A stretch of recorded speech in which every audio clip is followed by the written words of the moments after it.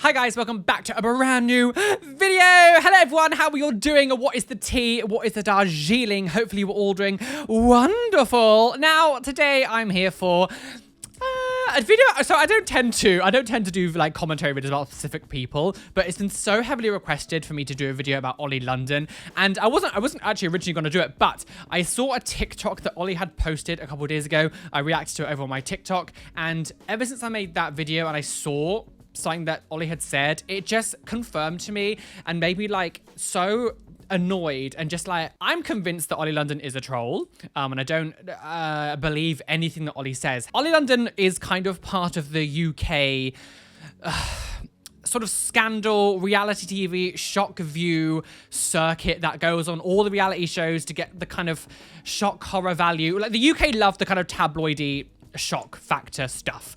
You know, there's been many people who've become famous from saying outlandish things who will then go on like, you know, Big Brother or This Morning and they'll do all the sort of like social media shows as well. Oli's thing that made them so sort of famous, sort of infamous, I should more say.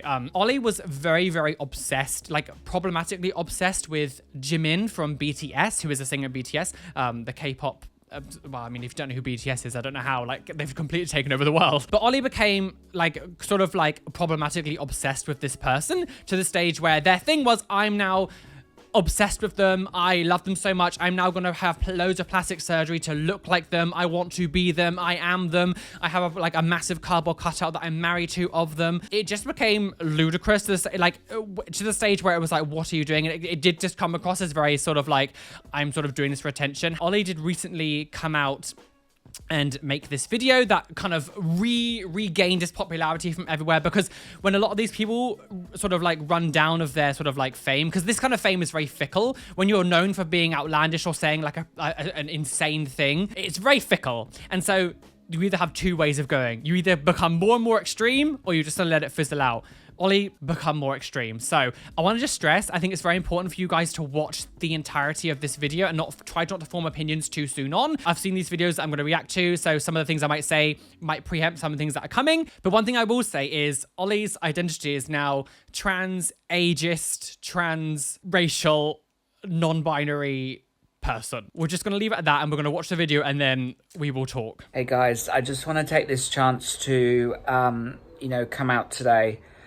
Something that's been like on my mind for a long time, and I've been very confused about how I identify. Okay. I've been very, very confused. And, I've seen a lot of other people online that have come out and been very brave about it and shared their story about how they identify, their gender, their pronouns, etc. So, and that's great. I've taken courage from these incredibly brave people, and it is Pride Month at the moment. So, I thought this was the best time to do it. And add a voice, add strength to the LGBTQ+I community. And so far, that's wonderful. And as a queer person myself who's questioned my gender identity, who's questioned my sexuality, I completely understand not knowing who you are. And it's a scary time, and it is scary, and it's very difficult. And I think everyone deserves, love and support. And I have absolutely zero problem with that at all. And I think people should, respect you and respect your choices and everything. But we shall continue. So I am going to come out today and say that I've been transitioning. I've been very unhappy with who I am deep down for the last 8 years, and I've had like 18 plastic surgeries now. I've just had a facelift, a brow lift, a temple lift, an eye surgery, a canthoplasty. I want to state as well that I'm also very pro plastic surgery. I think if you want to do something for yourself that will make you feel more comfortable, I do think people should have some kind of I think actually now it's legal. I think it's actually, you're meant to, when you have any kind of like sort of heavy plastic surgery, you have to have some kind of therapy beforehand, I think, to make sure that you were necessarily doing something in sound mind. But I think doing things for yourself and doing things not for anyone else, like if you should never get surgery to please someone else, because someone else is making you do it. But if you're doing it for yourself and it makes you more comfortable and you have the money or the means to everything to do it, literally go for it. It's your life and you lived, your best life. But I am coming out as non-binary. Wonderful. I don't feel I identify as male or female. I just feel like I'm just in the middle. And my pronouns are they, them, Korean, Jimin. Because I know a lot of people... From the start of this video, nothing that Oli has said is problematic. I think it echoes a lot of LGBT people's suffering and struggle with life, where it's like struggling to understand yourself and wanting to better yourself. And, as for trans people, like for surgeries and things to help them with gender dysphoria and all this kind of stuff. And nothing that Oli was saying was problematic. So if you come out as non-binary, wonderful. Live your best life. Very proud of you. Like, absolutely amazing. If you want to go by they, them pronouns, absolutely amazing. Already it started where it's, my pronouns are also Korean and Jimin. Or so there's other, so the specified version of this is it's Ko and Rian, isn't it Korean? So their pronouns is Ko and Rian. Already from the get-go, when you say things like that, it just makes it sound like you're joking or that you're making some kind of like mockery of pronouns or, you know, non-binary identities. Because of who Oli is and the history of Oli's obsession with Korean culture and Jimin specifically, for you to say your pronouns are Korean and Jimin, it's a bit like the whole I identify as a tech helicopter, you know, my pronouns are pro and pella. Like, we've heard these jokes over and over and over again. It just sounds like a joke. It just sounds like you are mocking trans identities and non-binary identities. Pronouns are they, them, Korean, Jimin, because I know a lot of people don't understand me, but I do identify as Korean. And I do look Korean now. I do feel Korean. I don't identify as British, so please don't refer to me, any media or anyone online, as British, because I identify as Korean. That's just my culture. That's my home country. In the same breath of saying I'm coming out as non-binary, literally in the same breath say I'm Korean, Jimin, and now you're saying I'm also Korean. I don't identify as British anymore. I am Korean. And it's just, I'm not even going to have a discussion here about why being transracial just like isn't a thing in this context. I get worked up and haven't even bloody started. Okay, just wait. Sorry. That's exactly how I look now. That's exactly how you look. And I also identify as Jimin. That's my Korean name. But not only that, I know it's a little bit confusing for some people. Nobody's ever come out as Jimin or Korean, but you can't come out as a person that already exists. You're saying that you identify as Jimin. For your entire career online for the internet has been, I'm obsessed with Jimin from BTS. I love Jimin. I've married Jimin. I've married a cardboard cutter of Jimin. You've done all this stuff about how you love Jimin so much, and now you're saying you're coming out as Jimin and you identify as Korean. It's just a mockery. In the video they say I'm now Korean because I've had eyelid surgery. And it's like you have minimized an entire community, an entire population of people to a characteristic, which is so problematic. Like, you as a British person do not get to say, Korean culture is my culture. I know, like, you can't say that. You can't, like, I mean, of course, I'm not Korean and I can't speak for Korean people, but I feel like this is like, you can't say that your culture is Korean culture. Like, you and now you get eyelid surgery and now all of a sudden you're Korean. You have literally just minimized the entire community down to a characteristic. It's just offensive. And to me, it sounds racist. It devalues everything you said before because it just makes it sound like you're trolling and being like making a joke about trans identities and non-binary identities. If Oli London had done a video on its own talking about being non-binary, I think many people would find it a lot more sort of easier to believe them and to, really take that on board. But because you, in the same video, you're talking about being non-binary, they, them, and then saying all this other stuff, being Korean, I've now transitioned, I'm now Korean, I'm not British anymore because I've had eyelid surgery. Like, it just devalues everything you're saying, and it just sounds like you're trolling. Something that you guys know, if you've followed my journey for the last 8 years, I've really struggled with identity issues. I've transitioned to a non-binary person. They, them, Korean, Jimin, and I finally have the Korean look, so I'm actually really happy. But I just want to say to people, I get so many cool comments online. I just want people to be able to respect my decision, and this is a very personal decision, and I've been inspired by the courage of other people, other young people. The problem is, as well, is because Oli is saying, I'm doing this during Pride Month because everyone's coming out and I'm getting strength from these people to come out. Like, coming out as a different race has absolutely nothing to do with the LGBT community. There's nothing to do, like, I don't want that equated to us at all, because it's not the same in any way, shape or form. So as it's Pride Month, I just wanted to put this out there. I've been very trapped in my body for so long, and, I identify with the Korean culture. But it doesn't make you Korean. I've lived in Korea, I speak the language, I have the Korean look now, I look completely Korean. If you didn't know who I was, you would just think I was a Korean person. No. Not a man or a woman, just a person. And, you know, people might think, oh, I'm such a joke. But you know what, guys? You don't understand. If you're trapped in the wrong body your whole life, like, you don't understand. I haven't been trapped in this body my whole life, but it's been the last 8 years. And it's been very...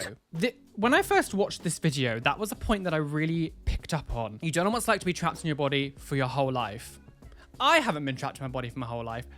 So why are you saying that statement? Oli is coming out as Korean. They have only discovered this after seeing Jimin and being obsessed with Jimin years before. So you're telling me up until you were 24, you never saw a Korean person?